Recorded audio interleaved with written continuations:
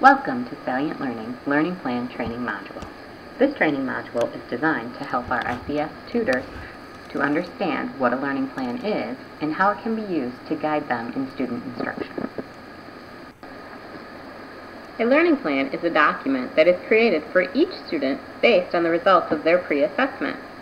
This document determines the focus of instruction for each child in the SES grant.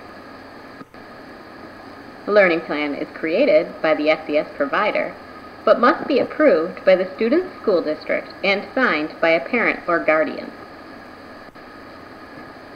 Learning plan documents vary from district to district. However, there are three common threads that must be included in a learning plan. The learning plan must include the student's pre-assessment results, the number of hours of tutoring the student will receive, and the goals or focus of instruction for that individual student. Displayed here is a sample of a learning plan that shows number of hours of instruction, pre-assessment results, and student goals.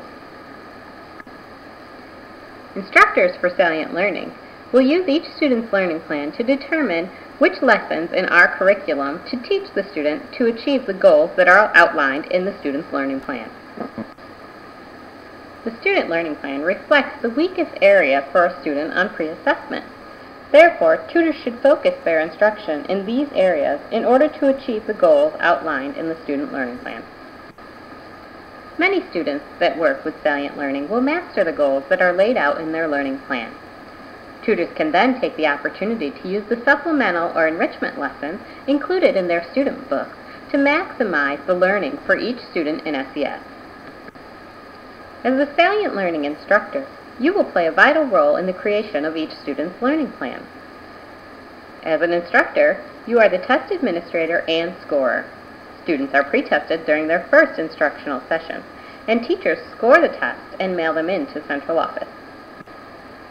When the results of student pre-assessments are received at central office, a learning plan is created and submitted to the school district for approval.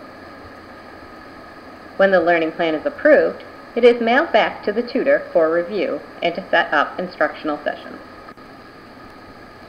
Once your learning plans are received from central office, it is your job to sit down and review each learning plan for each student. This will help you to determine the path of instruction for each child. Learning plans must be kept in your waterproof folder and must be present at each session following the receipt of the learning plan. Site coordinators, the Department of Public Instruction, or Salient Learning monitors can ask to see learning plans at any point in time, and teachers must be able to provide them. It is important that parents be involved in the creation of a learning plan. A copy of each learning plan is provided to the family, and parents are contacted by central office to ensure that the family understands the contents of the plan. Signed copies of the learning plan are provided back to tutors when central office receives them. As a review, learning plans are created by central office and approved by school districts and parents.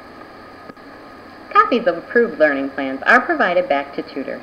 The tutors must review the learning plan in order to set up appropriate instruction for SES students.